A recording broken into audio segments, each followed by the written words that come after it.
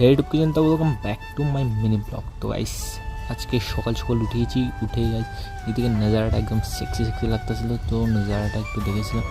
তারপরে যে গাইস আমি আমার দিদি কল করেছিল যে যাবি লোকনাথ পূজা, তাহলে ভাই যেতেই হয়, মাছ না খাওয়ান কি ছাড়ে যায়, তাহলে চলে গেলাম। আর দেখতে দেখতে যে বৃষ্টি এসে গেছে গাইস।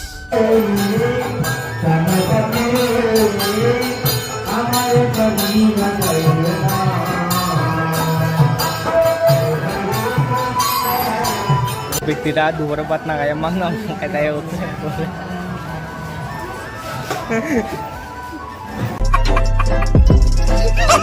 তারপরে খেয়ে দিয়ে বেরিয়ে দেখছি আবারও বৃষ্টি এসে গেছে। তখন তো একটু ছিল, এখন